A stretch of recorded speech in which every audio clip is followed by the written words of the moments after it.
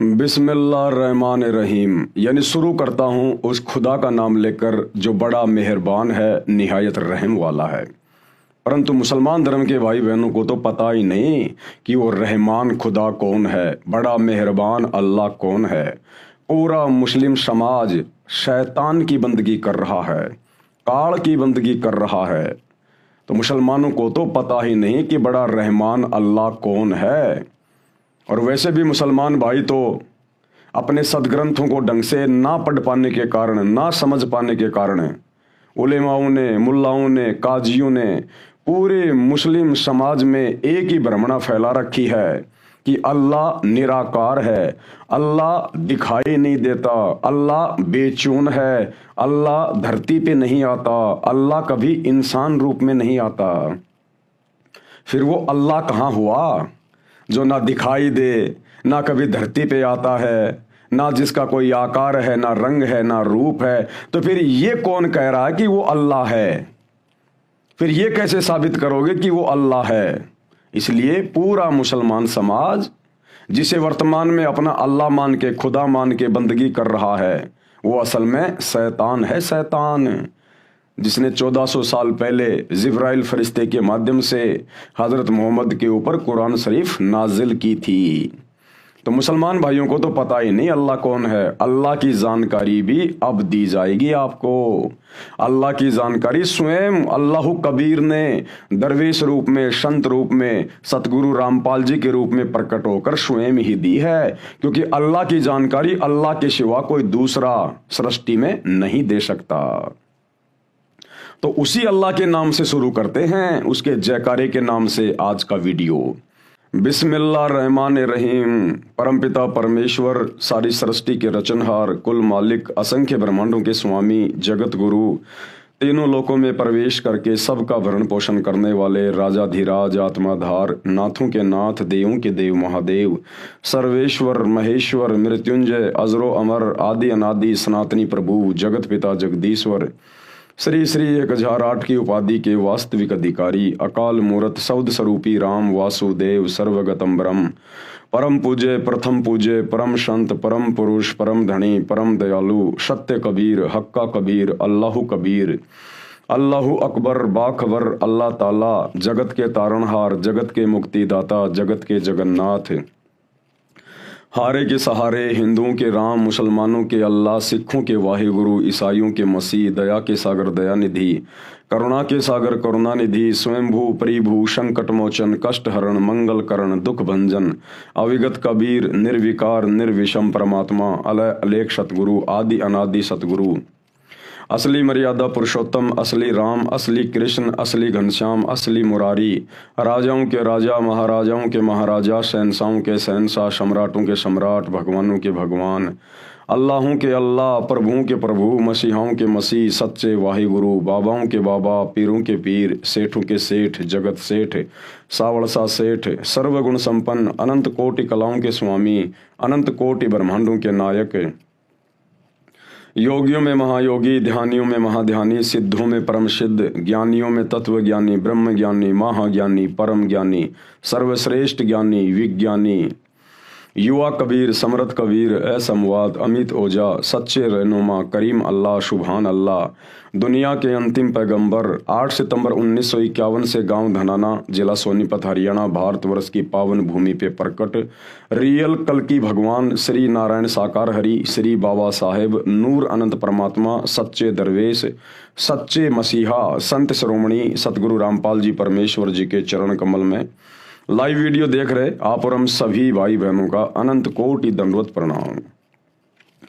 भाई और बहनों, ये पवित्र पुस्तक जो आपकी आंखों के सामने है, मुसलमान नहीं समझे ज्ञान कुरान, ये कोई सामान्य पुस्तक नहीं है, कोई छोटी मोटी पुस्तक नहीं है। ये रियल आसमानी होली बुक है, जिसको स्वयं अल्लाह कबीर ने धरती पे प्रकट होकर अपने मुसलमान बच्चों को जगाने के लिए लिखा है, ताकि ये संदेशा उनके मुस्लिम बच्चों तक जाए और वे अपने परमपिता परमेश्वर अल्लाह कबीर को, जो वर्तमान में दरवेश बनकर, साधु बनकर, मुर्शिद बनकर, बाखबर बनकर, तत्वदर्शी संत बनकर धरती पर प्रकट हैं, और अपना आत्म कल्याण करवाएं और काल के षड्यंत्र से बाहर निकले। इस पवित्र पुस्तक पर अभी तक 8 वीडियो बन चुके हैं। आज ये 9 नंबर का वीडियो है। यदि आप पहली बार ये वीडियो देख रहे हैं तो आपसे प्रार्थना करूंगा आप जिस शुरुआत से वीडियो देखना शुरू करें, तभी आपको ये पूरा माजरा समझ में आएगा और आप जिस शैतान के भयंकर षड्यंत्र को समझ पाएंगे। तो पिछले वीडियो में गुरुदेव भगवान ने मुसलमान धर्म के जो उलेमा हैं, विद्वान हैं, मुल्ला मौलवी हैं, काजी हैं, उनकी बहुत सारी गलत धारणाओं का परमाणु के साथ में खंडन किया। मुसलमान धर्म के उलेमाओं का कहना है कि कुरान शरीफ में, कुरान मजीद में, तौरात में, जबूर में, इंजल में यह कहीं नहीं लिखा हुआ है कि जन्म और मृत्यु बारंबार होती है।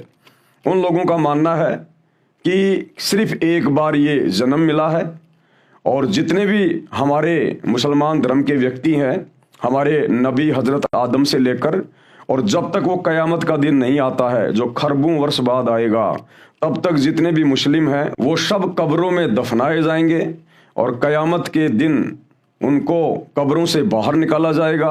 और जैसे जिसने कर्म किए हैं, अच्छे कर्म किए हैं तो वो जन्नत में जाएगा, सुख भोगेगा, और जिसने बुरे कर्म किए हैं वो जहन्नुम में जाएगा, दुख उठाएगा। और बाकी नीचे की सारी जो पृथ्वी है, चांद, सूरज, आकाश, तारे, सितारे, ये पूरी कायनात समाप्त कर दी जाएगी। केवल जहन्नुम अर्थात नरक बचेगा, जहां पर बुरे कर्म करने वाले मुसलमानों को सजा दी जाएगी, और दूसरा जन्नत बचेगी, जहां पर अच्छे कर्म करने वाले मुसलमानों को सदा सदा के लिए सुख भोगने के लिए वहां बैठाया जाएगा। और अल्लाह जिस 7वें आसमान पर रहता है बस वो बचेगा, बाकी सब नष्ट हो जाएगा। तो मुसलमान धर्म के उलेमाओं की इन गलत और मिथ्या धारणाओं को, जो कि उनका अपना मनमुखी आचरण है, उनकी अपनी मनमुखी बातें हैं, मुसलमान धर्म की पुस्तकों में ऐसा कहीं नहीं लिखा हुआ है। इन सब बातों का सतगुरु रामपाल जी ने पिछले वीडियो में आप जी ने देखा किस प्रकार से मुस्लिम धर्म की पवित्र पुस्तकों से आयतें दिखा दिखा के खंडन किया है और समझा दिया कि 21 ब्रह्मांड में सभी जीव मनुष्य शरीरधारी, उनका बारंबार जन्म होगा और उनकी मृत्यु होगी, क्योंकि इस काल को, इस शैतान को प्रतिदिन 1 लाख स्त्री पुरुष इसको खाने का आदेश मिला हुआ है। तो इसने यहाँ पर ब्रह्मा जी के माध्यम से जीवों की उत्पत्ति करवानी है, विष्णु जी के माध्यम से पालन पोषण, उनको आपस में मोह ममता में जकड़ के रखना होता है, और तमोगुण शंकर जी के माध्यम से अंत में उनका सर्वनाश करवा दिया जाता है, मृत्यु करवा दी जाती है किसी भी बहाने। तो ये शैतान का भयंकर षड्यंत्र है, जिसका पर्दाफाश सतगुरु रामपाल जी ने मुसलमान धर्म की पवित्र पुस्तकों से ही कर दिया है। सिर्फ आपको देखकर समझने की आवश्यकता है। अब ये परले क्या होती है, मुसलमान जिसको कयामत कहते हैं, असल में मुसलमान धर्म के लोग तो ये भी नहीं जानते वास्तव में कयामत होती क्या है, परले क्या होती है। ये बहुत प्रकार की होती हैं, परले होती हैं, परले भी कई प्रकार की होती हैं, उसके बाद महापरले होती है, महापरले भी कई प्रकार की होती है, उसके बाद दिव्य महापरले होती है, और दिव्य महापरले भी कई होती हैं। तो मुसलमान धर्म के लोग तो ढंग से परले यानी कयामत के विषय में भी नहीं जानते। और अब आप जी इस पवित्र पुस्तक मुसलमान नहीं समझे ज्ञान कुरान, इसके अंदर अल्लाह कबीर सतगुरु रामपाल जी के कर कमल से इन कयामतों के विषय में लिखा हुआ लेख जो पढ़ने जा रहे हैं, ये लेख इस पूरी कायनात में, पूरी सृष्टि में सिवाय सतगुरु रामपाल जी के, इस अल्लाह कबीर के दूसरा कोई नहीं जान सकता। क्योंकि सूरत फुरकानी 25 आयत नंबर 52 से 59 में मुसलमान धर्म के भाई बहन जिसे अपना खुदा मानते हैं, अल्लाह मानते हैं, वो असल में शैतान है, जो हजरत मोहम्मद के ऊपर आयतें नाजिल करते हुए कह रहा है आयत नंबर 59 में कि ए पैगंबर, जिस अल्लाह ने जो तुझे जिंदा रूप में मिला था, चैतन्य रूप में मिला था काबा में, उस जिंदा पे भरोसा रख, वो कभी मरने वाला नहीं है।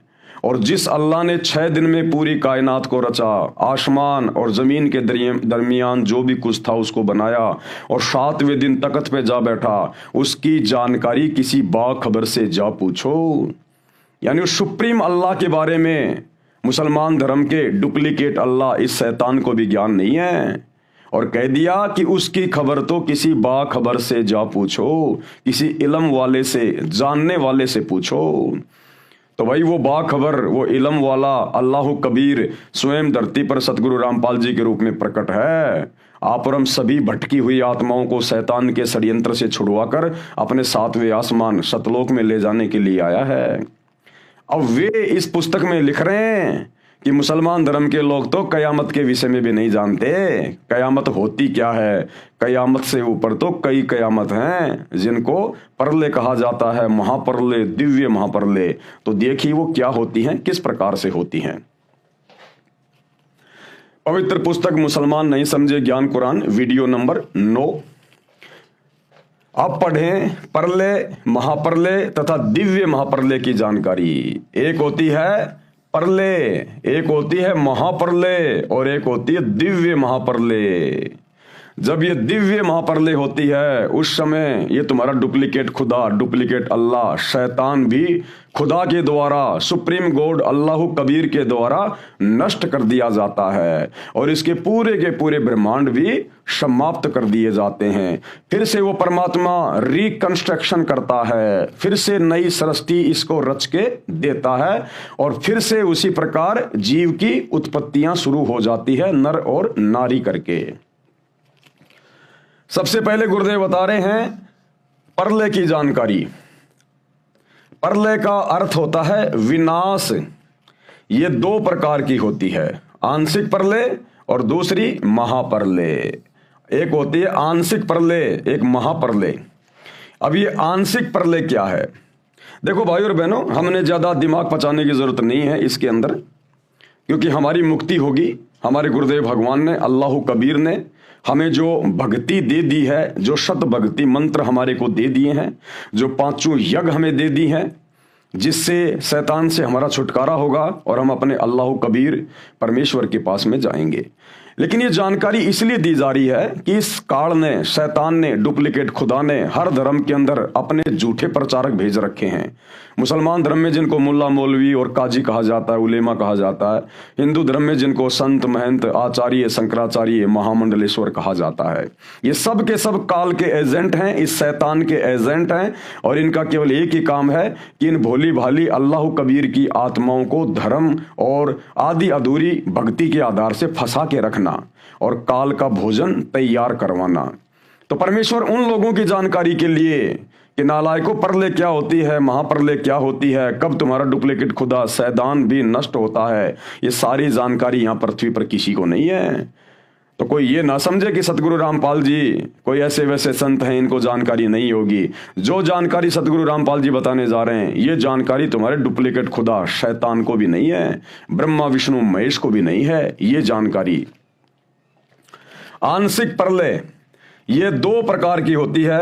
एक तो चौथे युग, कलयुग के अंत में पृथ्वी पर एक निकलंक नामक 10वां अवतार आता है, जिसे कल्कि भी कहा है। वह उस समय कलयुग के सभी भक्तिहीन मानव शरीरधारी प्राणियों को अपनी तलवार से मारकर समाप्त करेगा। आंशिक परले क्या होती है? 4 युग होते हैं, सतयुग, त्रेता, द्वापर और कलयुग। वर्तमान में कलयुग चल रहा है। कलयुग अभी केवल 5,500 वर्ष बीता है और कलयुग की कुल आयु है 4,32,000 वर्ष। तो कलयुग के लास्ट में, एंड में विष्णु का अवतार आएगा। जैसे त्रेता में रामचंद्र जी आया था, श्री कृष्ण जी आए थे, परशुराम जी आए थे, ऐसे ही कलयुग के एंड में 10वां अवतार आएगा, निकलंक, जिसको कल्कि भी कहा जाता है। वो क्या करेगा? उस समय जो भक्तिहीन प्राणी होंगे, उस समय माहौल बहुत ज्यादा बिगड़ जाएगा, पृथ्वी पर हाहाकार मच जाएगा, जिसका आगे गुरुदेव भगवान जिक्र कर रहे हैं कि क्या क्या होगा उस समय। तो उस समय वो विष्णु का अवतार आएगा कल्कि, लाखों साल बाद, और वो भक्तिहीन प्राणियों को घास की तरह काटेगा, घास की तरह। और जो अच्छी आत्मा होंगी वही बचेंगी, बाकी सबको वो मारेगा, सबको समाप्त करेगा। और उसके बाद में इस पृथ्वी की दोबारा से रिकंस्ट्रक्शन की जाएगी। पूरी पृथ्वी के ऊपर फिर जल ही जल हो जाएगा, जल ही जल। पूरी पृथ्वी एक बार फिर से रिकंस्ट्रक्ट की जाएगी परमेश्वर के द्वारा। उसको कहते हैं आंशिक प्रलय। ये दो प्रकार की होती है। एक तो चौथे युग कलयुग के अंत में पृथ्वी पर एक नीकलंक नामक 10वां अवतार आता है, जिसे कल्कि भी कहा है। वह उस समय कलयुग के सभी भक्तिहीन मानव शरीरधारी प्राणियों को अपनी तलवार से मारकर समाप्त करेगा। उस समय मानव यानी मनुष्य, स्त्री पुरुष की उम्र 20 वर्ष की होगी। ये लाखों साल बाद की बातें हैं, लाखों साल। कलयुग के एंड में क्या होगा वो बता रहे हैं गुरुदेव। उस समय इंसान की उम्र स्त्री और पुरुष की केवल 20 साल की हो जाएगी, और 15 साल की उम्र में तो बच्चे उच्चे पैदा करके बूढ़ा होके आदमी मर भी लिया करेगा। 5 वर्ष की आयु में लड़की बच्चे पैदा करने लग जाएगी, क्योंकि टोटल उम्र उस समय 20 साल की होगी। जैसे वर्तमान में कलयुग में इंसान की उम्र है 100 साल, परंतु 100 साल तो कोई इक्का दुक्का पहुंचता है, बाकी 70-80 90 तक लोग मर जाते हैं। उस समय मानव की उम्र 20 वर्ष की होगी तथा 5 वर्ष खंड लैस होगी। 20 साल उम्र होगी, लेकिन 15 साल में ही काम तमाम हो जाया करेगा। अर्थात 15 वर्ष में सब बालक जवान बूढ़े होकर मर जाया करेंगे। 5 वर्षीय लड़की बच्चों को जन्म दिया करेगी। मानव का कद लगभग 1.5 या 2.5 फुट का होगा। उस समय इतने भूकंप आया करेंगे कि पृथ्वी पर 4 फुट ऊंचे मकान भी नहीं बना पाया करेंगे। सभी मानव धरती में बिल खोद कर रहा करेंगे, चूहे की तरह बिल खोद के रहा करेंगे। पृथ्वी उपजाऊ नहीं रहेगी। 3 हाथ यानी लगभग 4.5 फुट नीचे तक जमीन का उपजाऊ तत्व समाप्त हो जाएगा। कोई फलदार वृक्ष नहीं होगा तथा पीपल के पेड़ को पत्ते नहीं लगेंगे। सभी मनुष्य, स्त्री व पुरुष मांसाहारी होंगे। आपसी व्यवहार बहुत घटिया होगा। रीछों की सवारी किया करेंगे। रीछ उस समय का अच्छा वाहन होगा। पर्यावरण दूषित होने से वर्षा होनी बंद हो जाएगी। जैसे ओस पड़ती है ऐसे वर्षा हुआ करेगी। गंगा जमुना आदि नदियां भी सूख जाएंगी। ये कलयुग का अंत होगा। उस समय प्रलय, पृथ्वी पर पानी ही पानी होगी। यह है आंशिक प्रलय। उस समय पूरी पृथ्वी के ऊपर सैकड़ों फुट पानी हो जाएगा, सैकड़ों फुट पानी। और दोबारा से पृथ्वी का जो उपजाऊ जो तत्व है, जो 4.5 फुट नीचे तक चला जाएगा। आप देख लो आज किस प्रकार से यूरिया डाला जा रहा है, किस प्रकार से पेस्टिसाइड्स का यूज किया जा रहा है, केमिकल का यूज हो रहा है। फैक्ट्रियों में किस प्रकार से केमिकल उत्पन्न होता है, कहां कहां यूज हो रहा है। तो पृथ्वी का उपजाऊपन भी नष्ट हो जाएगा 4.5 फुट तक। तो उस समय फसल तो पैदा होगी नहीं, इसलिए सब लोग मांसाहारी होंगे, मांस खाया करेंगे। और 1.5 से 2.5 फुट की इंसान की हाइट हो जाएगी। और इतने भूकंप आएंगे उस समय, क्योंकि भाई और बहनों ये जो सृष्टि है काल की, ये पाप और पुण्य के आधार से चलती है। लेकिन लोग इन बातों से अनभिज्ञ हैं। देखो, एक इंसान है रोड पे खड़ा होकर भीख मांग रहा है तो वो भी इंसान ही। और एक इंसान देश का प्रधानमंत्री बन के सारी सुख सुविधा भोग रहा है। तो दोनों इंसानों में इतना अंतर क्यों? सिर्फ पाप और पुण्य का, भक्ति का। कबीरा सब जग निर्धना, धनवंता ना कोय, धनवंता सो जानिए जिसके पास राम नाम धन होए। तो जो आज भिखारी बन के रोड पे दिए बाबा 1-1 रुपए के लिए जो सारा दिन धूप में खड़ा रहता है ना, है वो भी इंसान ही। लेकिन वर्तमान में उसके पास में भक्ति नहीं है, उसके पास में पुण्य नहीं है, केवल उसके पाप कर्म बचे हुए हैं। कभी किसी मानव जन्म में उसने पहले दान पुण्य नहीं किया, भक्ति नहीं करी। आत्मा चार्ज होती है भक्ति से, भक्ति से चार्ज होती है, भक्ति से बनते पुण्य। तो वो उसने किसी मनुष्य जन्म में किए नहीं, अब की बार उसके हाथ कुछ लगा नहीं। भिखारी बन के सारा दिन रोड पे दिए बाबा, कोई 1 रुपया दिखाता है, कोई 2 रुपया दिखाता है। और दूसरा व्यक्ति देश का राजा बन के, मंत्री, प्रधानमंत्री, राष्ट्रपति बन के, बड़ा बड़ा उद्योगपति बन के ऐशो आराम कर रहा है। क्यों? क्योंकि जब कभी उसका पहले मनुष्य जन्म था, उसने भक्ति भी की, उसने दान पुण्य भी किया, संतों के सत्संग भी सुने और उनकी शरण में भी था, जिस कारण से उसकी बैटरी चार्ज है। उसके पास में भक्ति धन है, उसके पास में पुण्य है, और उन्हीं पुण्यों की बदौलत आज वो अच्छी पोस्ट पे है। तो कलयुग के एंड में भक्ति कोई करेगा नहीं, भक्ति यहां रहेगी नहीं, और माहौल इतना भयंकर तरीके से बिगड़ जाएगा कि आपस में व्यवहार भी एक दूसरे के प्रति अच्छा नहीं होगा। कोई भी स्त्री पतिव्रता नहीं होगी। ना जाने कितने कितने उनके यार दोस्त होंगे, कितने कितने लोगों के साथ में वो शारीरिक मिलन किया करेंगे। कोई पतिव्रता नहीं रहेगा, ना स्त्री ना पुरुष, और फसल उपजेगी नहीं, क्योंकि पाप के कारण धरती पे अनाज भी उत्पन्न होगा नहीं। उनको कठिनाइयां भोगनी पड़ेंगी, वो कष्ट भोगने पड़ेंगे उनको, जिस कारण से मांस खाया करेंगे, मांस सब मांसाहारी हो जाएंगे। और इतने भूकंप आएंगे, इतने भूकंप आएंगे, कोई 4 फुट का मकान बनाकर भी नहीं रह पाएगा, 4 फुट का मकान बनाकर भी, इसलिए जमीन में बिल खोद के रहेंगे। तो वो समय आएगा।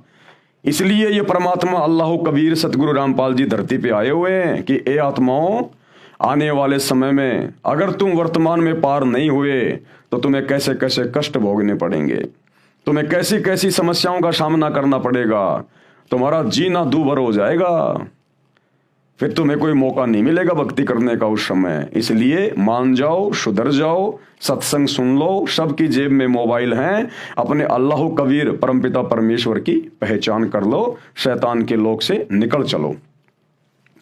उस समय प्रलय यानी पृथ्वी पर पानी पानी होगा, प्रलय होगी, एकदम इतनी वर्षा होगी कि सारी पृथ्वी पर सैकड़ों फुट पानी हो जाएगा।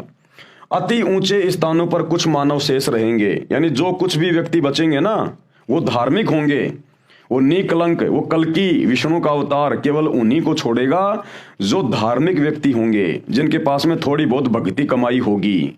फिर वो क्या करेंगे, जब पृथ्वी पर सैकड़ों फुट पानी हो जाएगा ना, वो ऊंचे स्थानों पे चले जाएंगे, पहाड़ों पे चले जाएंगे। फिर जमीन पर जो सैकड़ों फुट पानी हो जाएगा, धीरे धीरे वो पानी जमीन के अंदर जाएगा और जमीन के अंदर से जो केमिकल है उसको बाहर निकालेगा, और फिर सूर्य की गर्मी से वो केमिकल सूखेगा, वो पानी सूखेगा। फिर पूरी पृथ्वी पर वन ही वन होंगे, पेड़ ही पेड़ होंगे, जिस कारण से फिर से पृथ्वी उपजाऊ बनेगी, बढ़िया वातावरण होगा। पानी सैकड़ों वर्षों में सूखेगा, फिर सारी पृथ्वी पर जंगल उग जाएगा, पृथ्वी फिर से उपजाऊ हो जाएगी। जंगल यानी पेड़ों की अधिकता से पर्यावरण फिर शुद्ध हो जाएगा। कुछ व्यक्ति जो भक्ति युक्त होंगे ऊंचे स्थानों पर बचे रह जाएंगे, उनके संतान होगी वह बहुत ऊंचे कद की होंगी। यानी जो व्यक्ति अंत में जो 1.5 फुट के 2-2 फुट के जो बचेंगे, जो पहाड़ों के ऊपर रहा करेंगे, फिर उसके बाद उनके जो संतान हुआ करेगी वो बढ़िया वातावरण होने से पृथ्वी पर जंगल ही जंगल हो जाएंगे, पृथ्वी का उपजाऊपन फिर से ठीक हो जाएगा। तो उन छोटे छोटे इंसानों को जो बच्चे पैदा होंगे वो उनसे डबल डबल हुआ करेंगे, फिर उसके बच्चे पैदा होंगे वो उससे डबल होंगे। इस प्रकार सैकड़ों फुट की हाइट सतयुग में हो जाती है, फिर वो दोबारा से सतयुग शुरू हो जाएगा। चूंकि वायुमंडल में वातावरण की शुद्धता होने से शरीर अधिक स्वस्थ हो जाएगा, माता पिता छोटे कद के होंगे और बच्चे ऊंचे कद यानी शरीर के होंगे। कुछ समय पश्चात माता पिता और बच्चों का युवा अवस्था में कद समान हो जाएगा। उस समय वातावरण पूर्ण रूप से शुद्ध होगा। इस प्रकार यह सतयुग का प्रारंभ होगा और फिर सतयुग का प्रारंभ हो जाएगा। यह पृथ्वी पर आंशिक प्रलय ज्योति निरंजन यानी काल, ये शैतान के द्वारा की जाती है। अब दूसरी आंशिक प्रलय क्या है? दूसरी आंशिक प्रलय 1000 चतुर्युग पश्चात होती है। दूसरी आंशिक प्रलय होती है वो 1000 चतुर्युग के बाद होती है। पहली आंशिक प्रलय तो हुई चौथे युग के पश्चात, सतयुग, त्रेता, द्वापर और वर्तमान में चल रहा है कलयुग, इसके एंड में होगी। दूसरी आंशिक प्रलय वो कब होगी? वो 1000 चतुर्युग के बाद, क्योंकि जो ब्रह्मा जी हैं, इस काल का बेटा, शैतान का जो बेटा है ब्रह्मा, इस ब्रह्मा का एक दिन इतना लंबा है, कितना? 1008 चतुर्युग का ब्रह्मा जी का एक दिन है, और इसकी कुल 100 वर्ष की उम्र है, 100 वर्ष की आयु, और इसका एक दिन कितना लंबा है? 1008 चतुर्युग का, और 1008 चतुर्युग की ही इसकी रात्रि होती है। अब ये 1008 चतुर्युग का समय कितना होता है? एक चतुर्युग का समय होता है 43,20,000 वर्ष। एक चतुर्युग, सतयुग, त्रेता, द्वापर और कलयुग, ये हो गया एक चतुर्युग, यानी 4 युगों का एक समय चतुर्युग। इन 4 युगों की कुल समय गणना कितनी होती है? 43,20,000 वर्ष। और ऐसे ऐसे 1008 चतुर्युग का ब्रह्मा जी का केवल दिन होता है, दिन।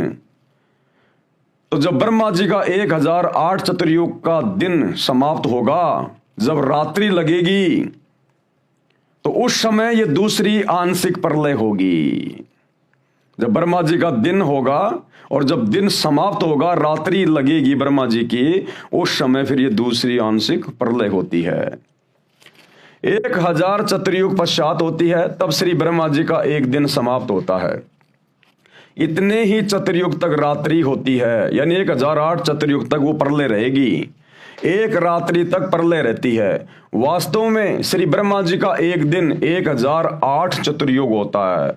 एक ब्रह्मा जी के दिन में 14 इंद्रों का शासन काल पूरा होता है। इंद्र देवताओं का राजा, एक ब्रह्मा जी के एक दिन में, ब्रह्मा जी के एक दिन में 14 इंद्र अपना शासन पूरा करके गधे की योनि में चले जाते हैं।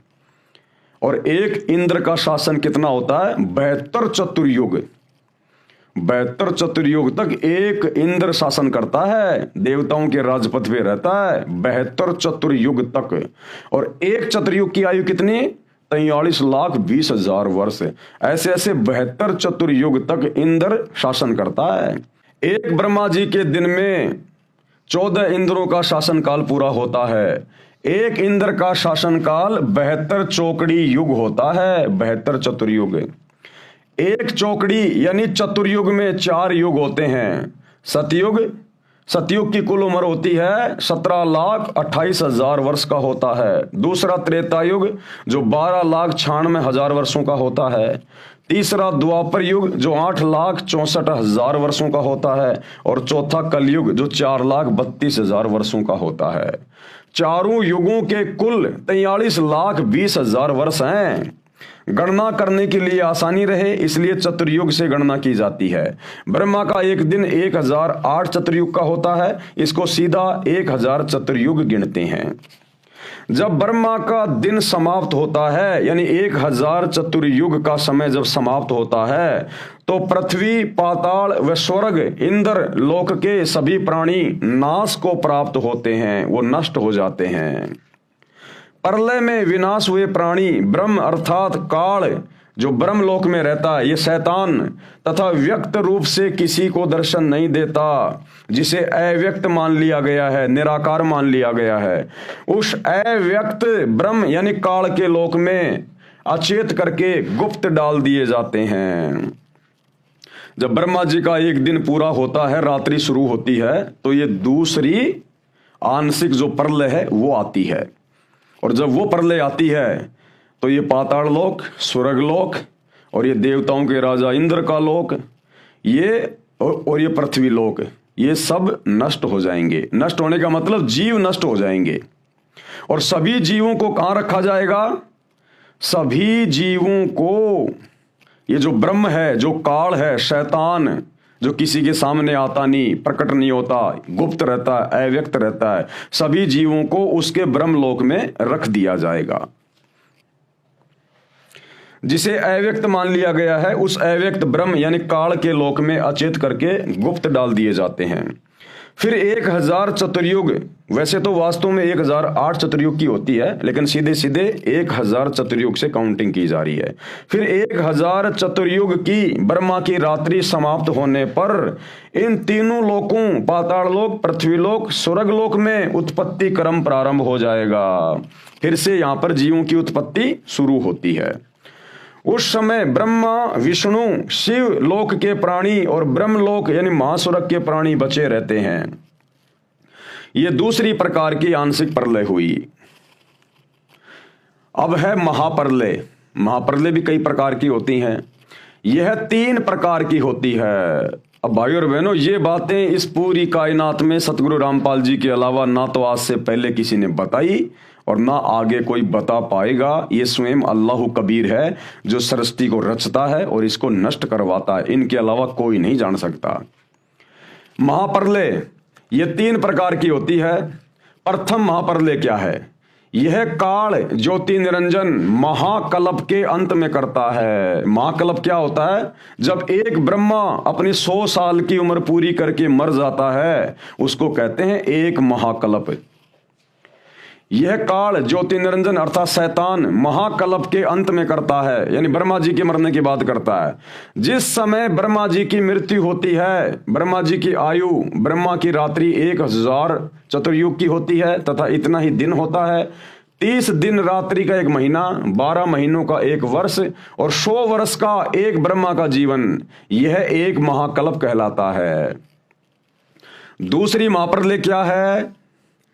7 ब्रह्मा जी की मृत्यु के बाद एक विष्णु जी की मृत्यु होती है। अब आपको यह पता चल गया ब्रह्मा जी की कितनी आयु है, कितनी लंबी उम्र है। जब ऐसे ऐसे 7 ब्रह्मा जी अपनी आयु पूरी करके मर जाते हैं, तब एक विष्णु जी की मृत्यु होती है। यानी विष्णु जी जो शैतान का पुत्र है, ये तीनों शैतान के पुत्र हैं, काल के, ब्रह्मा विष्णु महेश। यानी विष्णु जी की इतनी लंबी आयु है, जब 7 ब्रह्मा जी अपनी 100 साल की इतनी लंबी उम्र पूरी करके मर जाते हैं, तब एक विष्णु जी मरता है। यानी ब्रह्मा से 7 गुना ज्यादा विष्णु जी की आयु है। और जब ऐसे ऐसे 7 विष्णु मर जाएंगे, तब एक शंकर जी मरता है। यानी शंकर की आयु विष्णु जी से भी 7 गुना ज्यादा है। तो दूसरी जो महाप्रलय होती है वो कैसे होती है? 7 ब्रह्मा जी की मृत्यु के बाद एक विष्णु जी की मृत्यु होती है। 7 विष्णु जी की मृत्यु के उपरांत एक शिव जी की मृत्यु होती है। इसे दिव्य महाकल्प कहते हैं, दिव्य महाकल्प।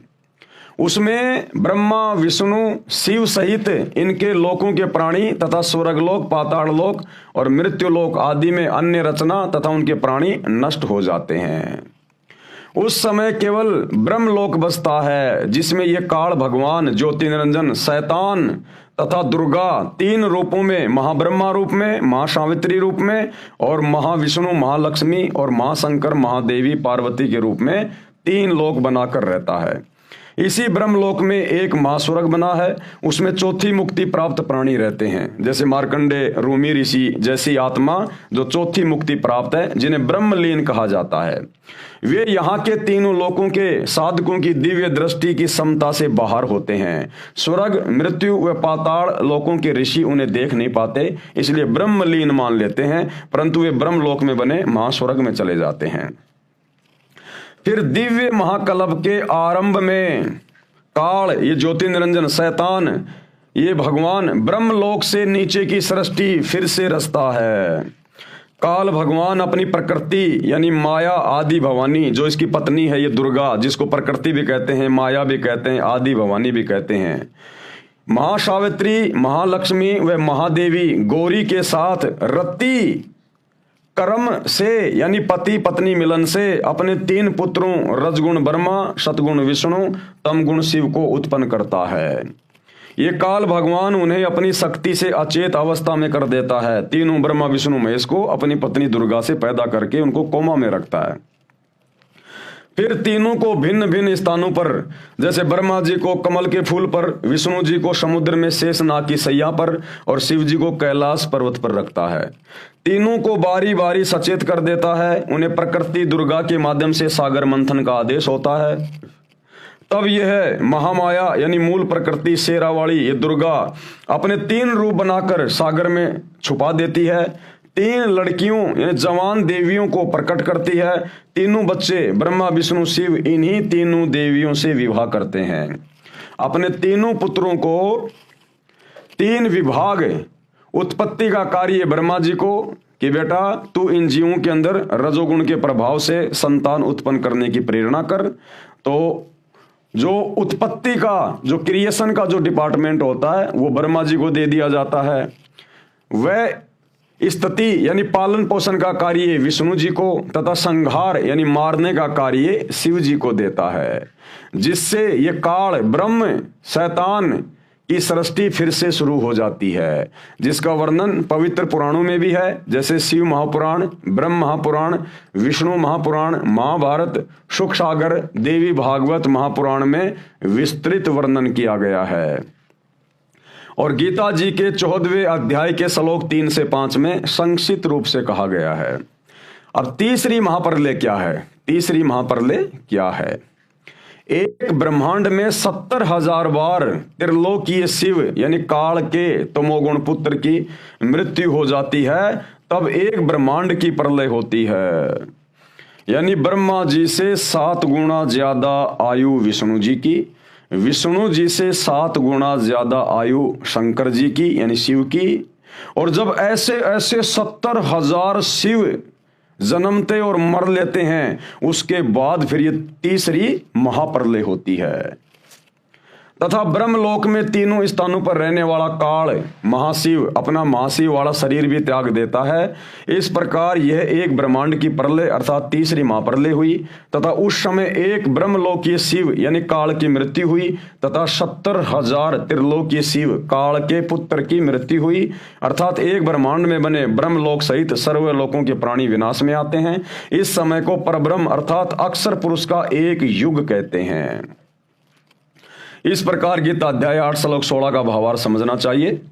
इसी प्रकार 3 दिव्य महाप्रलय होती हैं। दिव्य महाप्रलय कितनी प्रकार की होती हैं? 3 प्रकार की। अब मुसलमान धर्म के उलेमा, विद्वान, मुल्ला, मौलवी, काजी बस एक ही चीज जानते हैं, कयामत कयामत। वो कयामत को भी ढंग से नहीं जानते। अब सतगुरु रामपाल जी परमात्मा ये अल्लाह कबीर बता रहा है कैसे कैसे सृष्टि रची हुई है, कैसे कैसे ये नष्ट होती है, इनके सिवा कोई नहीं बता सकता। सौपन में भी कोई नहीं सोच सकता जो बातें सतगुरु रामपाल जी परमेश्वर जी ने आके बताई हैं सृष्टि के विषय में। इसी प्रकार 3 दिव्य महाप्रलय होती हैं। प्रथम दिव्य महाप्रलय ये क्या होती है? जब 100 ब्रह्मलोकीय शिव यानी काल ब्रह्म की मृत्यु हो जाती है, तब चारों महाब्रह्मांडों में बने 20 महाब्रह्मांडों के प्राणियों का विनाश हो जाता है। विशेषकर एक महाब्रह्मांड में ही सृष्टि रहती है। एक महाब्रह्मांड के अंदर जब प्रलय होती है, तब दूसरे महाब्रह्मांड में सृष्टि शुरू होती है। अंत में चारों महाब्रह्मांडों के 20 ब्रह्मांडों में प्रलय हो जाती है। तब चारों महाब्रह्मांडों के शुभ कर्मी प्राणियों को, हंस आत्माओं को 21वें ब्रह्मांड में बने नकली सतलोक आदि लोकों में रख देता है ये काल।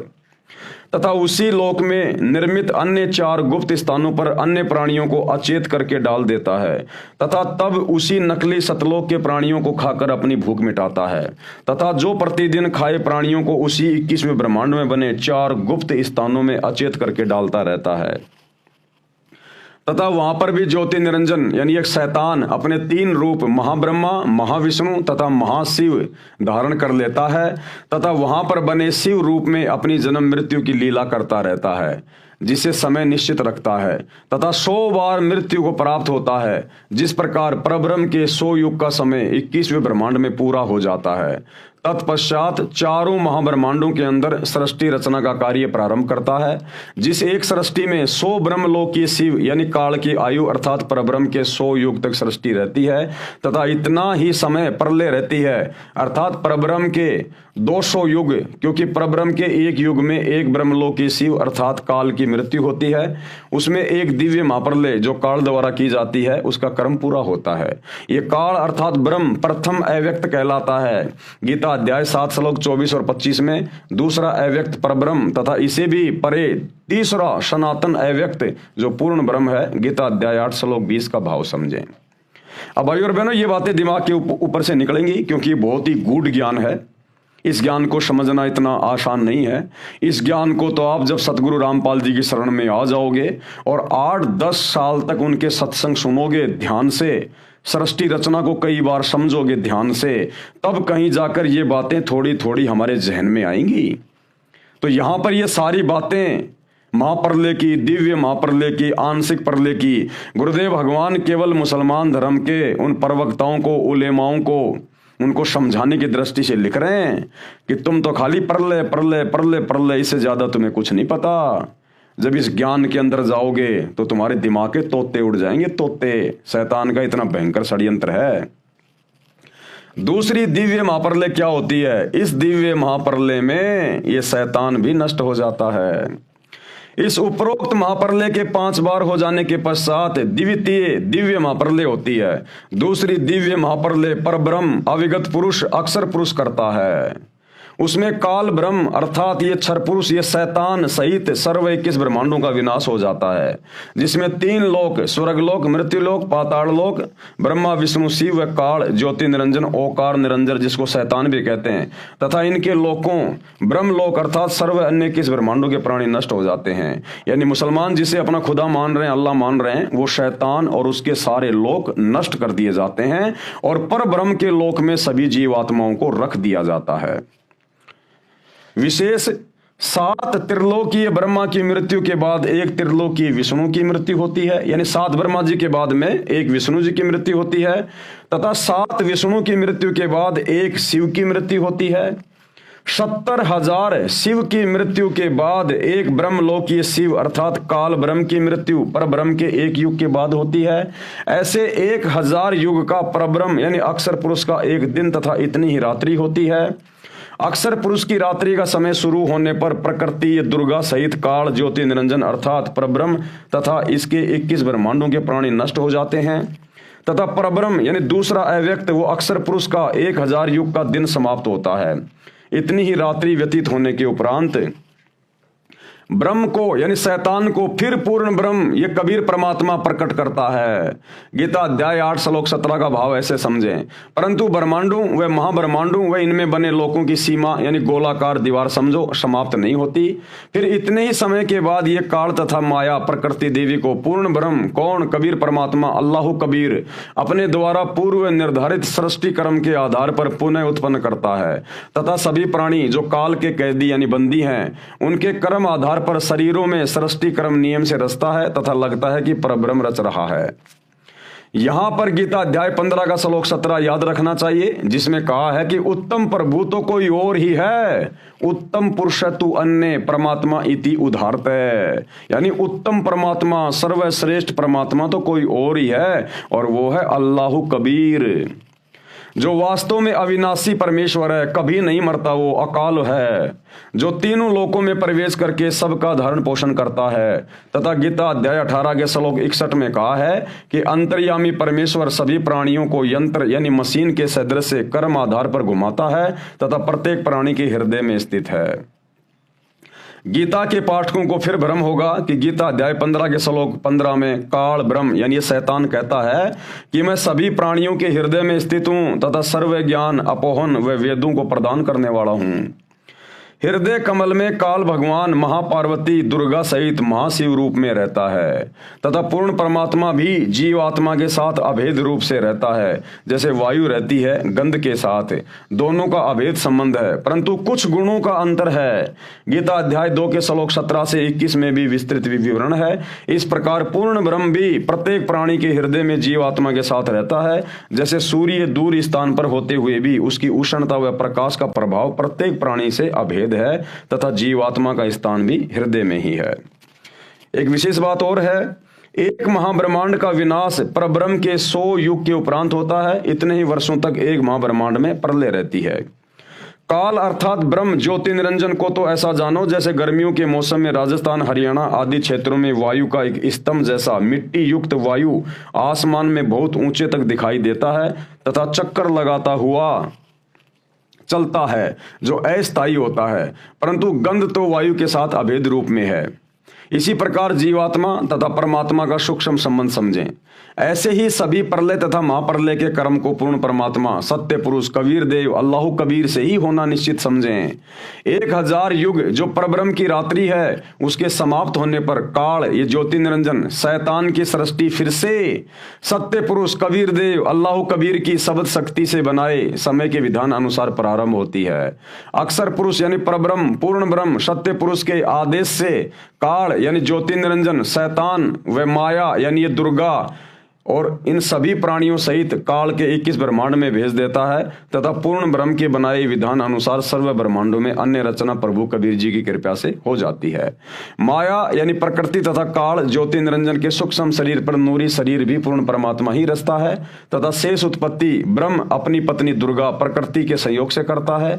शेष स्थान निरंजन 5 तत्व के आधार से रचता है। फिर काल ये ज्योति निरंजन यानी शैतान इसकी सृष्टि प्रारंभ होती है। इस प्रकार ये परब्रह्म दूसरा अव्यक्त कहलाता है। अब तीसरी दिव्य महाप्रलय, ये तीसरी दिव्य महाप्रलय क्या है? तीसरी दिव्य महाप्रलय कबीर परमेश्वर अल्लाह कबीर का जो बड़ा बेटा है अचिंत, तो कबीर परमेश्वर के आदेश से उनका बेटा अचिंत तीसरी दिव्य महाप्रलय करता है। और तीसरी दिव्य महाप्रलय में नीचे के जितने भी ब्रह्मांड हैं, इस शैतान के काल के 21 ब्रह्मांड और अक्षर पुरुष के 7 संग ब्रह्मांड, इस सारी रचना को समाप्त कर देता है, नष्ट कर देता है, बिल्कुल खत्म कर देता है। यानी सतलोक से नीचे की जितनी भी रचना है वो सारी नष्ट कर दी जाती है तीसरी दिव्य महाप्रलय में। और फिर परमेश्वर के आदेश से अचिंत फिर से इसको दोबारा से रचता है। जैसा कि पूर्वोक्त विवरण में पढ़ा कि 70,000 काल यानी शैतान के शिव रूपी पुत्रों की मृत्यु के पश्चात एक ब्रह्म यानी महाशिव की मृत्यु होती है। वह समय पर ब्रह्म का एक युग होता है। इसी के विषय में गीता अध्याय 2 श्लोक 12, अध्याय 4 श्लोक 5 तथा 9 में, अध्याय 10 श्लोक 2 में गीता ज्ञानदाता प्रभु कह रहा, ये शैतान कहता है कि मेरी भी जन्म मृत्यु होती है, वो इस प्रकार से होती है। बहुत से जन्म हो चुके हैं जिनको देवता लोग ब्रह्मा विष्णु महेश शिव सहित वह महर्षि जन भी नहीं जानते, क्योंकि ये सभी देवी देवता महर्षि जन ये सभी इस शैतान से उत्पन्न होते हैं। ये शैतान सबकी उत्पत्ति करता है, ब्रह्म ये काल। तो ये देवी देवता नहीं जान सकते कि कैसे प्रलय होती है, शैतान कौन है, कैसे उसकी मृत्यु होती है, कैसे उसका जन्म होता है। क्योंकि जिस प्रकार अपने बाप की उत्पत्ति को बेटे नहीं बता सकते, वो तो दादाजी बताएगा। तो ये जो ब्रह्म है, जो काल है, ये ब्रह्मा विष्णु महेश का पिता है। तो ब्रह्मा विष्णु महेश अपने पिता की उत्पत्ति के बारे में नहीं जानते। इस ब्रह्म, इस काल शैतान की उत्पत्ति बताएगा सत्य पुरुष परम अक्षर ब्रह्म कबीर देव अल्लाह कबीर, वो बताएगा। तो आज ये सारी की सारी जानकारी जो आपको दिखाई जा रही है, बताई जा रही है, ये अल्लाह कबीर सत्य पुरुष सतगुरु रामपाल जी धरती पे प्रकट हैं, जो सारी की सारी जानकारी दे रहे हैं। तेरे और मेरे बहुत से जन्म हो चुके हैं जिसको देवता लोग ब्रह्मा विष्णु तथा शिव सहित वे महर्षि जन भी नहीं जानते, क्योंकि वे सब मुझसे ही उत्पन्न हुए हैं। कौन कह रहा है? ये शैतान। गीता अध्याय 4 श्लोक 9 में कहा है कि मेरे जन्म और कर्म दिव्य हैं। पर ब्रह्म के एक युग में काल भगवान सदाशिव वाला शरीर त्यागता है तथा पुनः अन्य ब्रह्मांड में अन्य 3 रूपों में विराजमान हो जाता है। ये लीला स्वयं करता है। पर ब्रह्म का एक दिन 1000 युग का होता है, इतनी ही रात्रि होती है। 30 दिन रात का 1 महीना, 12 महीनों का 1 वर्ष तथा 100 वर्ष की परब्रह्म यानी द्वितीय अव्यक्त अक्षर पुरुष की आयु होती है। उस समय परब्रह्म अक्षर पुरुष की मृत्यु होती है। ये तीसरी दिव्य महाप्रलय कहलाती है। तीसरी दिव्य महाप्रलय। तीसरी दिव्य महाप्रलय में सभी ब्रह्मांड तथा अंड, जिसमें ब्रह्म यानी शैतान के 21 ब्रह्मांड तथा परब्रह्म यानी अक्षर पुरुष के 7 संग ब्रह्मांड व अन्य असंख्य ब्रह्मांड नाश में आवेंगे। धुंधुकार का शंख बजेगा, सर्व अंड व ब्रह्मांड नाश में आवेंगे, परंतु वह तीसरी दिव्य महाप्रलय बहुत समय उपरांत होवेगी। वह तीसरी दिव्य महाप्रलय सत्य पुरुष यानी अल्लाह कबीर का पुत्र अचिंत अपने पिता पूर्ण ब्रह्म सत्य पुरुष की आज्ञा से सृष्टि कर्म नियम से जो पूर्ण ब्रह्म ने निर्धारित किया हुआ है करेगा, और फिर सृष्टि रचना होगी। परंतु सतलोक में गए हंस दोबारा जन्म मरण में नहीं आएंगे, परंतु जो आत्माएं वर्तमान में उस अल्लाह कबीर की, जो सतगुरु रामपाल जी के रूप में धरती पे प्रकट हैं, जो वर्तमान में इनकी भक्ति करके आजीवन मर्यादा में रह के अपना जन्म मरण का रोग समाप्त करवा लेंगे, सतलोक में बैठा दिए जाएंगे। इन सभी प्रलय में, महाप्रलय में, दिव्य महाप्रलय में फिर वो प्राणी उसमें कष्ट नहीं उठाएंगे, क्योंकि परमात्मा उनको सतलोक में बैठा देगा। और सतलोक का कभी भी विनाश नहीं होता है, वहां कभी कोई प्रलय महाप्रलय दिव्य महाप्रलय नहीं होती है। वो अविनाशी लोक हैं, वो शाश्वत रहेंगे, सदा सदा रहेंगे। तो क्या कह रहे हैं गुरुदेव? परंतु सतलोक में गए हंस यानी भगत दोबारा जन्म मरण में नहीं आएंगे। इस प्रकार न तो अक्षर पुरुष अर्थात पर ब्रह्म अमर है, न ये काल अर्थात शैतान ब्रह्म अमर है, न ब्रह्मा रजगुण विष्णु सतगुण और शिव तमगुण अमर है। फिर इनके पुजारी यानी इनके भगत कैसे पूर्ण मुक्ति प्राप्त कर सकते हैं? अर्थात कभी नहीं। इसलिए पूर्ण ब्रह्म की साधना करनी चाहिए। इसलिए किसकी साधना करनी चाहिए? पूर्ण ब्रह्म की। अब देखो भाई और बहनों, ये चक्कर क्या है, आपको थोड़ा सा शॉर्ट में समझाने का प्रयास करता हूं, जो मुसलमान धर्म के भाई बहन हैं। देखो, सबसे पहले है कबीर परमात्मा। सबसे पहले कौन है? एकमात्र कबीर अल्लाह, ये सबसे बड़ा भगवान है, सभी का परमात्मा है, इसी से सारी सृष्टि उत्पन्न हुई है। तो सबसे बड़ा परमात्मा है कबीर देव, ये कबीर परमात्मा, सर्व सृष्टि का रचनहार, कुल मालिक, असंख्य ब्रह्मांडों का स्वामी, कबीर, अल्लाह कबीर, ओरिजिनल खुदा, सुप्रीम गॉड कबीर। अब कबीर परमेश्वर ने क्या कर रखा है? कबीर परमात्मा ने 4 लोक रचे, अपने नीचे 4 लोक रचे उन्होंने। एक रच दिया उन्होंने अनामी लोक, दूसरा रच दिया उन्होंने अगम लोक, और तीसरा रच दिया उन्होंने अलख लोक, और चौथा रच दिया उन्होंने सत्यलोक। ये 4 लोक रचे परमात्मा ने। हम सभी आत्माएं पहले सतलोक में रहा करती थी, सभी जीव आत्माएं, ये शैतान भी वहीं रहा करता था, ये दुर्गा भी वहीं रहा करती थी, सब वहीं रहा करते थे। ये जब आप सृष्टि रचना सुनोगे सतगुरु रामपाल जी के मुकम्मल से यूट्यूब पे, तब आपको समझ में आएगा। फिर सतलोक में वहां पर शैतान के मन में एक दोष आया कि मैं अलग से राज्य प्राप्त करना चाहता हूं। इसने वहां पर तप करना शुरू कर दिया, और तप के बदले कबीर परमात्मा ने इसको 21 ब्रह्मांड दे दिए उसी सतलोक के अंदर। सतलोक में ही एक साइड में इसको 21 ब्रह्मांड दे दिए, 21 प्लाट दे दिए कबीर परमात्मा ने, अल्लाह कबीर ने। अब इसने वहां पर एक गलती कर दी, इसने वहां पर दुर्गा के साथ में अभद्र व्यवहार किया। आपको शॉर्ट में बताया जा रहा है, पूरी जानकारी सृष्टि रचना सुनिए सतगुरु रामपाल जी के मुख कमल से। इसने दुर्गा के साथ में जबरदस्ती करनी चाहिए, शारीरिक संबंध इसने बनाने चाहे, जिस कारण से कबीर परमात्मा ने इसको अपने सतलोक से निष्कासित कर दिया। इसको 21 ब्रह्मांड दे दिए और सतलोक से इसको 16 शंख कोश की दूरी पर यहां भेज दिया। सतलोक के इसको निष्कासित कर दिया और इसको श्राप दे दिया कि प्रतिदिन तू 1 लाख स्त्री पुरुषों को खाएगा, उनके सूक्ष्म शरीर की वासना को तू तपतशिला पे भून भून के खाएगा।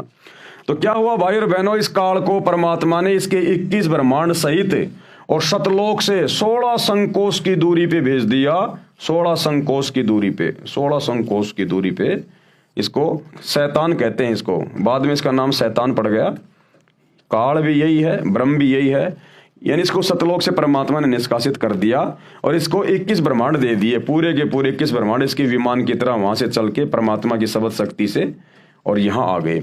अब इन्हीं 21 ब्रह्मांडों में ये शैतान डुप्लीकेट भगवान बन के बैठा है।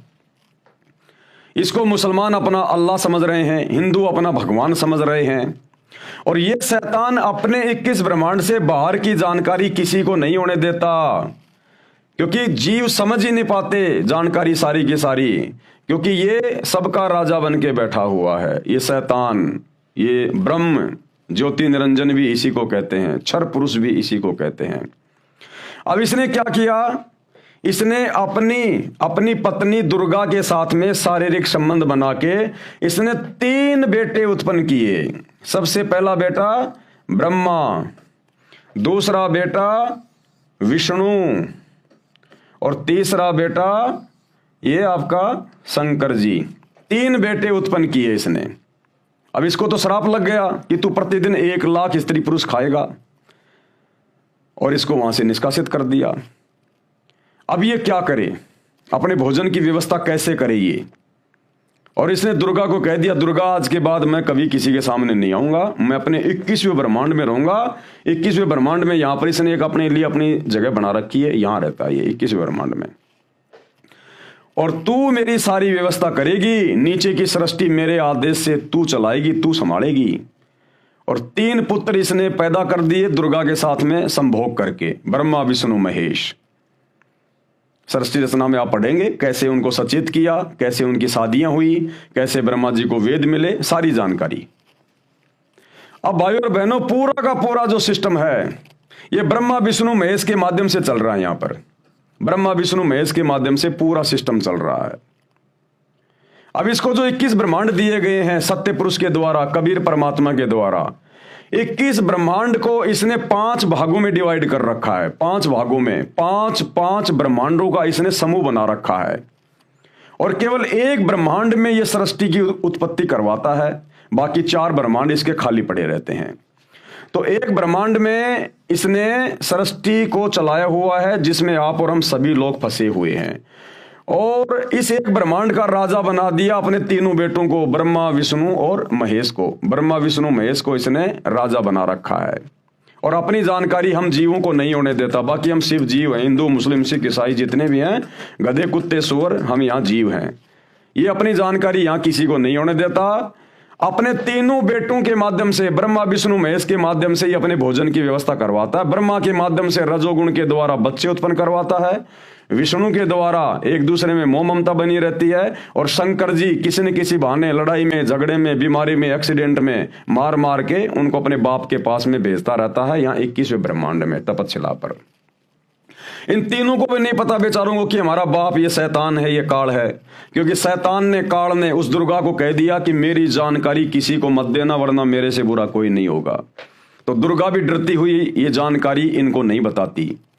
अब पूरा हिंदू समाज दुर्गा को कहता है दुर्गा माता, शेरा वाली माता, 16 श्रृंगार करती है। आप उनकी फोटोएं देखिए, सिंदूर भरती है, माथे पे बिंदिया लगाती हैं, 16 श्रृंगार कर रखे हैं, और सब क्या कहते हैं, दुर्गा माता, जय हो माता, जय हो माता। लेकिन ये किसी को नहीं पता कि उसका पति कौन है। अरे बिना पति के वो माता कैसे बन गई? अरे जो सुहागण औरत होती है वही तो सिंदूर लगाती है, वही तो माथे पे बिंदिया लगाएगी, 16 श्रृंगार करेगी, माता वही तो कहलाएगी। कंवारी औरत कैसे मां कहलाएगी? तो हिंदू धर्म का कोई भी आचार्य, शंकराचार्य ये नहीं बता पाता कि उस माता का पति कौन है। ये सारा भेद सतगुरु रामपाल जी ने आके खोला कि ये काल, ये शैतान उस दुर्गा का पति है। ये गुप्त रहता, किसी के सामने नहीं आता, और अपने तीनों बेटों के माध्यम से अपने भोजन की व्यवस्था करवाता है, यहां पर इंसानों को पैदा करवा के। अब ये शैतान क्या करता है कि यहां के किसी भी प्राणी को जो ब्रह्मा विष्णु महेश के माध्यम से मैं उत्पन्न करवा रहा हूं, जन्म देता हूं, मारता हूं, फिर 84 लाख योनियों में जैसे वो कर्म करते हैं मनुष्य योनि में, फिर उनकी सजा देने के लिए 84 लाख योनियों में डालता है, गधा कुत्ता सुअर बनाता है, किसी को नरक में, किसी को स्वर्ग में भेजता है। इसी एक ब्रह्मांड के अंदर सारी की सारी ये प्रोसीजर है। ब्रह्मा विष्णु महेश के लोक भी यही हैं, दुर्गा का लोक भी है, बाकी देवी देवताओं के लोक वगैरह, नरक स्वर्ग वगैरह सब कुछ इस एक ब्रह्मांड के अंदर है जहां इसने सृष्टि शुरू कर रखी है। अब ब्रह्मा विष्णु महेश को भी नहीं पता कि हमारा बाप कौन है और हम क्यों ये कार्य कर रहे हैं। अगर इनको पता चल जाए तो ये काम ये करेंगे नहीं, तो ये जानकारी शैतान इनको होने नहीं देता है। अब ब्रह्मा विष्णु महेश के माध्यम से ये शैतान अपने भोजन के लिए, अपने स्वार्थ के लिए हम अल्लाह कबीर की सभी आत्माओं को भ्रम में रखता है। ये हमें आपस में बांट के रखता है, लड़ा झगड़ा के रखता है। इसी ने अपने अवतार भेजे। इस शैतान ने ब्रह्मा जी का अवतार भेज दिया बाबा आदम और मुसलमान धर्म चलवा दिया। इसी शैतान ने विष्णु जी का अवतार भेज दिया, त्रेता में श्री रामचंद्र, द्वापर में श्री कृष्ण जी भेज दिया, और शंकर जी के अवतार रूप में भेज दिया हजरत मोहम्मद को। और इसी प्रकार तीनों देवताओं के माध्यम से, और विष्णु जी के लोक से आया था आपका ये हजरत, ये ईसा मसीह, जिसने ये ईसाई समाज चला दिया। यानी इस एक ब्रह्मांड की पूरी सृष्टि, जिसमें हिंदू मुसलमान सिख ईसाई दुनिया भर के धर्म जातियां इंसान बनी हुई हैं, ये सारे के सारे ब्रह्मा विष्णु महेश के माध्यम से ये शैतान हैंडल कर रहा है। और हम गधे यहां पर आपस में, मैं मुसलमान, मैं हिंदू, मेरा धर्म सबसे बड़ा, मेरी भक्ति सबसे बड़ी। और ये शैतान यही चाहता है कि मेरे तीनों बेटों के माध्यम से मैं अपने अवतार भेजता रहूं, किसी को मुसलमान धर्म में, किसी को हिंदू धर्म में, और इन मूर्खों को आपस में ये उलझा के रखें कि हमारा धर्म बड़ा, हमारी भक्ति बड़ी, और काल का बढ़िया काम चल रहा है, आपस में लड़ रहे हैं, मर रहे हैं, खस रहे हैं, और उसके भोजन की व्यवस्था हो रही है। अब भाइयों और बहनों, ये सारा का सारा षड्यंत्र समझाने के लिए ये कबीर भगवान, क्योंकि हम आत्मा इसकी हैं, और जब इसने देखा इस शैतान ने तो मेरी आत्माओं को गधा कुत्ता सुअर बना दिया, नरक में ठोक रहा है, भयंकर कष्ट उठा रही है आत्मा, रो रही हैं, चीख रही हैं, चिल्ला रही हैं, तो ये दयालु परमात्मा है, ये है वो बड़ा मेहरबान रहम दिल वाला, बिस्मिल्लाह रहमान रहीम, ये है वो रहमान रहीम कबीर भगवान। तो फिर ये कबीर भगवान क्या करता है, ये आता है क्योंकि ये सर्वशक्तिमान है, ये कुछ भी कर सकता है। फिर ये परमात्मा आता है यहां पर इस गंदे लोक में, एक बाखबर बन के, तत्वदर्शी संत बन के, साधु बन के, और फिर ये हम आत्माओं को ज्ञान देता है पूरी सृष्टि रचना का, कि तुम्हारे को शैतान ने इस प्रकार से भयंकर षड्यंत्र में फंसा रखा है, और तुम मेरे पास रहा करते थे सतलोक में, जहां किसी चीज की कोई कमी नहीं थी, ना वहां तुम्हारी कभी मृत्यु होती, ना कभी बुढ़ापा आता, ना कोई काम करना पड़ता, तुम्हारे बड़े बड़े महल हैं, तुम्हारे एरोप्लेन हैं, किसी चीज की वहां कोई कमी नहीं है।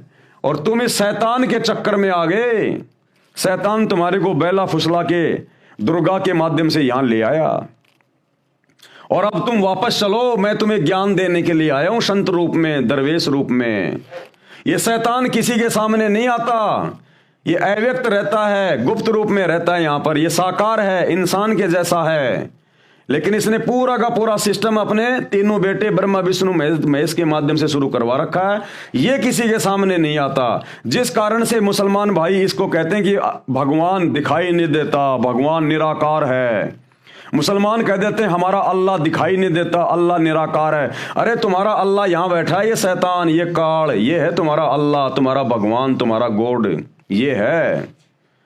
ये इसलिए सामने नहीं आता किसी के भी, और सारा का सारा कार्य अपने तीनों बेटों ब्रह्मा विष्णु महेश के माध्यम से कर रहा है। सबको यहां पर जातियों में, धर्मों में उलझा के रखा हुआ है। कभी अपने बेटे ब्रह्मा के लोक से आत्मा भेज देता है, उसको बाबा आदम बना देता है, कभी ये किसी को विष्णु के लोक से भेज देता है, ईसा मसीह को भेज दिया, और शंकर जी के लोक से इसने हजरत मोहम्मद को भेज दिया। तो ये नीचे की जो सृष्टि है सारी की सारी, ये ब्रह्मा विष्णु महेश के माध्यम से चल रही है। ब्रह्मा विष्णु महेश के फिर बाद में अवतार आएंगे, पैगंबर आएंगे, और हम मूर्ख आपस में धर्म और जातियों के नाम पर बटे हुए हैं। तो ये अल्लाह कबीर, ये रहम दिल अल्लाह आकर संत रूप में ये हमें ज्ञान समझाता है।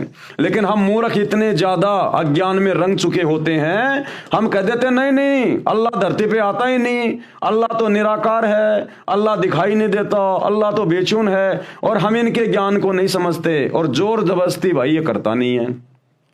तो जो पुण्यात्मा होती हैं, जो इनकी बातों पे गौर कर लेती हैं, इनके सत्संगों को ध्यान से सुन लेती है, वे आत्माएं इनकी भक्ति शुरू कर देती हैं सतगुरु रामपाल जी की, अल्लाह कबीर की। और इनके पास वो भक्ति है जो आपको शैतान के षड्यंत्र से छुड़ा सकती है। अन्यथा भाई यहीं गधे कुत्ते बनते रहोगे, चाहे हिंदू हो, चाहे मुसलमान हो, चाहे अमेरिका का हो, चाहे भारत का हो। ये है पूरा का पूरा इसका षड्यंत्र। और यह षड्यंत्र आपको बखूबी समझ में आएगा जब आप सतगुरु रामपाल जी के मुख कमल से यूट्यूब पर अपनी जेब से मोबाइल निकाल के सर्च करोगे सृष्टि रचना संत रामपाल जी, तो भैया 2-3 घंटे के सैकड़ों वीडियो मिलेंगे, और सभी धर्मों से प्रमाण दिखा दिखा के सृष्टि रचना बता रहे हैं सतगुरु रामपाल जी। कोई मन गढ़ंत कहानी नहीं है। 1-2 बार सुनोगे तो आपको लगेगा कहीं कोई मन गढ़ंत कहानी है, क्योंकि आज से पहले हमने कभी सुनी नहीं। लेकिन जब हम देखेंगे अपने धर्मशास्त्रों में, गीता में, वेदों में, कुरान में, पुराण में, जब हम ये प्रमाण देखेंगे, सबूत देखेंगे, तब हम दांतों तले उंगली दबाएंगे। तब भाई तुम्हें सतगुरु रामपाल जी में परमात्मा दिखाई देगा, अल्लाह कबीर दिखाई देगा। अन्यथा भाई ये शैतान है तुम्हारा अल्लाह जो गुप्त रहता है। मुसलमान जिसे अपना खुदा अल्लाह कहते हैं ना, ये है वो शैतान जिसने हजरत मोहम्मद के ऊपर कुरान शरीफ नाजिल की, हजरत मूसा के ऊपर तौरात नाजिल की, हजरत दाऊद के ऊपर इसने जबूर नाजिल की, हजरत ईसा पे इंजिल नाजिल की। ये है वो शैतान जिसने वेदों का ज्ञान दिया, और जिसने महाभारत के युद्ध में अर्जुन को गीता का ज्ञान दिया श्री कृष्ण जी में प्रवेश करके। ये है वो शैतान, ये किसी के सामने नहीं आता। तो भाई इसने अपने तीनों बेटों के माध्यम से, ब्रह्मा विष्णु महेश के माध्यम से हम सभी को धर्मों में बांट रखा है, जातियों में बांट रखा है। यहां से अपने अवतार, अपने पैगंबर भेजते रहते हैं। तो ये सारी जानकारी अल्लाह कबीर स्वयं आके देता है भाई, ये भेद और कोई नहीं बता सकता। इसलिए सतगुरु रामपाल जी के सत्संग सुनने की आवश्यकता सभी को, जितने भी इंसान है इस पृथ्वी पर। अगर अपना पीछा छुड़वाना चाहते हो तो, शैतान के षड्यंत्र से बाहर निकलना चाहते हो, अन्यथा भैया महा कष्ट। तो मुसलमान धर्म के उलेमाओं खुद भी समझो, और भोली भाली आत्मा को भी समझाओ, और नरक के रास्ते से बाहर निकालो। ये है पूरा का पूरा षड्यंत्र। और ये सतगुरु रामपाल जी के द्वारा सृष्टि रचना को ढंग से सुने बिना, उनके सत्संग ढंग से ध्यान देकर सुने बिना, वह लाख जन्म भी समझ में नहीं आएगा। तो भाई और बहनों, आज के वीडियो में हम केवल इतना ही लेंगे। परमात्मा ने आज हमें 3 प्रकार की जो परले होती है उसके विषय में समझाया।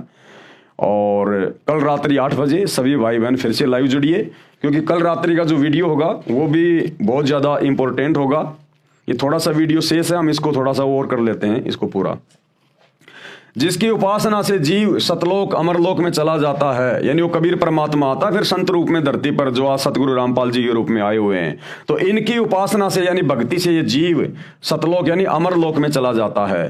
फिर वह कभी नहीं मरता, फिर इस गंदे लोक में नहीं आता और सतलोक में कभी मृत्यु होती नहीं, पूर्ण मुक्त हो जाता है। वह पूर्ण ब्रह्म कबीर देव अल्लाह कबीर तीसरा सनातन अव्यक्त है, जो गीता अध्याय 8 के श्लोक 20-21 में वर्णन है। गीता अध्याय 15 श्लोक 16-17 में यही कहा है।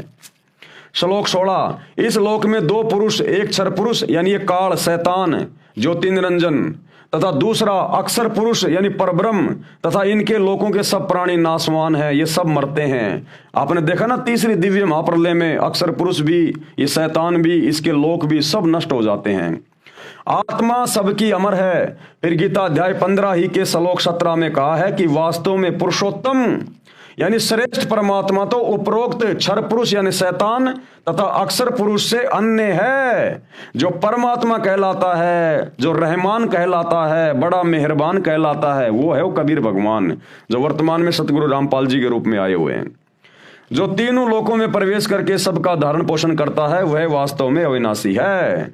अमर करूं शतलोक पठाऊं, ताते बंदी छोड़ कहाऊं।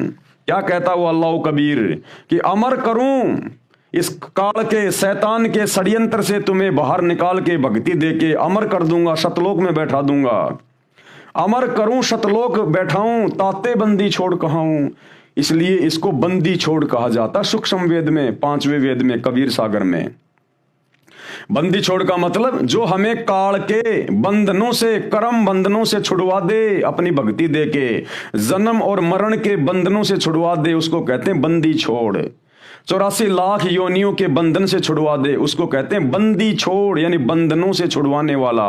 इस शैतान ने, इस काल ने हमारे को यहाँ पर ब्रह्मा विष्णु महेश के माध्यम से हर प्रकार से बंधनों में बांध रखा है। हमें जानकारी नहीं होने देता भक्ति की, सच्चे खुदा की, सच्ची इबादत की। हमारे को कर्म बंधनों में बांध के रखता है, हमसे बुरे कर्म करवाता है, फिर बुरे कर्मों की बदौलत ये हमारे को नरक में ठोक देता है, गधे कुत्ते सूअर की योनि में ठोक देता है। तो इन तमाम प्रकार के शैतान के द्वारा लगाए गए कर्मों से जो भगवान आके हमें बचाता है, छुड़वाता है, उसको कहते हैं बंदी छोड़, जो हमें शैतान के बंधनों से छुड़वाकर सतलोक ले जाता है। अमर करूं शतलोक पठाऊं यानी बैठाऊं, ताते बंदी छोड़ कहाऊं।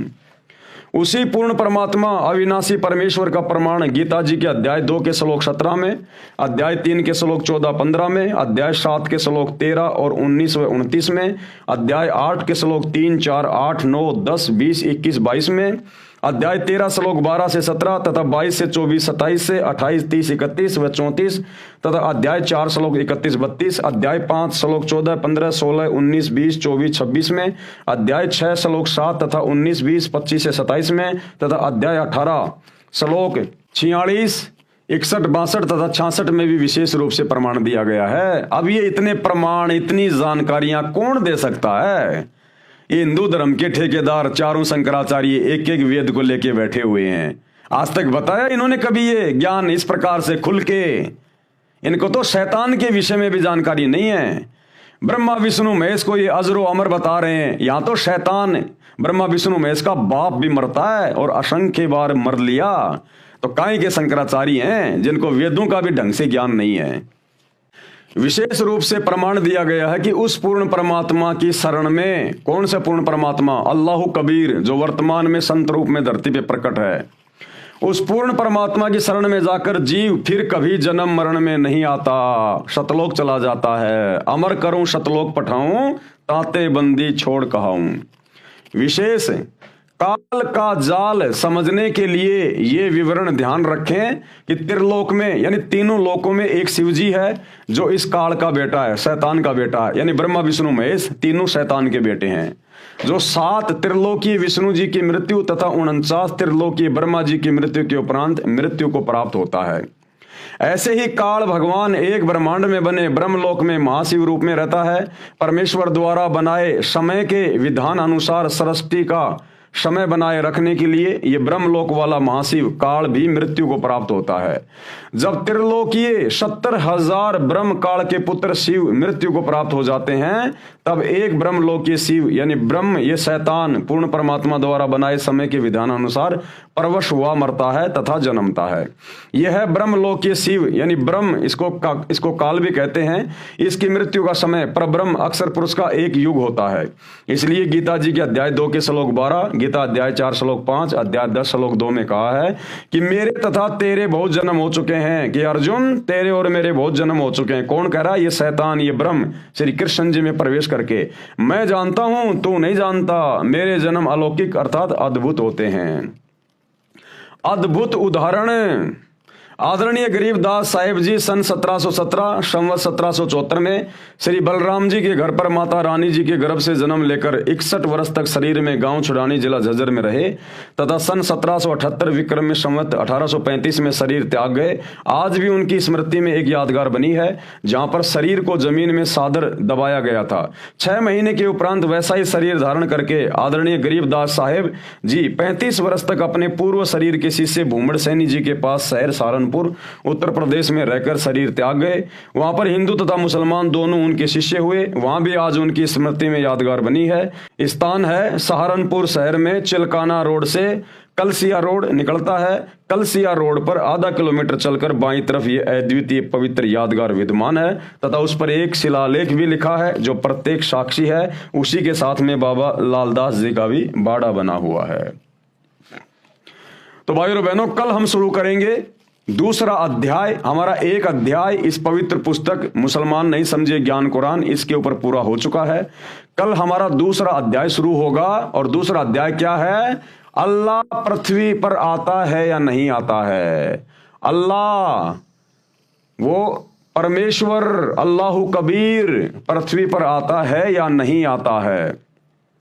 तो कल हमारा दूसरा अध्याय शुरू होगा। बहुत सारी गूढ़ जानकारियां, अच्छी जानकारियां मुसलमान धर्म के भाई बहनों को प्राप्त होने जा रही हैं और मुसलमान धर्म के भाई बहनों की पुस्तकों से ही आयतें बताई जाएंगी, दिखाई जाएंगी कि कहां कहां लिखा हुआ है कि वो अल्लाह कबीर धरती पर सशरीर आता है, मनुष्य रूप में आता है। लेकिन मुसलमान धर्म के मुल्ला मौलवी सतगुरु रामपाल जी परमेश्वर जी के तत्व ज्ञान के अभाव से समझ नहीं पाए। कोई नहीं समझ पाया किसी भी धर्म का कोई भी व्यक्ति, क्योंकि संपूर्ण जानकारी अल्लाह कबीर स्वयं धरती पर प्रकट होकर ही समझाता है। अन्यथा कुरान शरीफ गलत सिद्ध हो जाएगी, क्योंकि कुरान शरीफ में हजरत मोहम्मद को वो शैतान कह रहा है कि जिस अल्लाह ने, जिस खुदा ने 6 दिन में सृष्टि रची, 7वें दिन तख्त पे जा बैठा, उसकी खबर किसी बाखबर से जा पूछो। उसने भी हाथ खड़े कर लिए मुसलमानों के खुदा ने, अल्लाह ने, उस डुप्लीकेट अल्लाह ने, शैतान ने, कि भैया मैं भी नहीं जानता उस कबीर अल्लाह के बारे में पूरी जानकारी, वो किसी बाखबर से पूछो। तो भाई बाखबर कौन है जो अल्लाह के बारे में बता देगा? वो अल्लाह स्वयं ही बाखबर बन के आता है। तो आज वो अल्लाह, अल्लाह कबीर रहमान अल्लाह स्वयं सतगुरु रामपाल जी के रूप में धरती पर प्रकट है, जिन्होंने अभी अभी इस पुस्तक में अपने कर कमल से इस शैतान की उत्पत्ति और इसकी मृत्यु कैसे होती है, अक्षर पुरुष की उत्पत्ति और उसकी मृत्यु कैसे होती है, ये परले क्या है, महापरले क्या है, दिव्य महापरले क्या है, जिसको आज तक कोई नहीं बताया सतयुग से लेकर वर्तमान तक। तो ये कौन है? सोचने की बात है। थोड़ा सा दिमाग पे जोर डालो, स्वयं अल्लाह कबीर धरती पे प्रकट है। तो भाई और बहनों, आज के वीडियो में केवल इतना ही। कल रात्रि 8 बजे सभी भाई बहन फिर से लाइव जुड़िए। तब तक गुरुदेव भगवान हम सबको आज्ञा दें, इजाजत दें, सद्बुद्धि दें, आशीर्वाद दें। बंदी छोड़ अल्लाह कबीर सच्चे दरवेश सतगुरु रामपाल जी परमेश्वर जी की जय हो।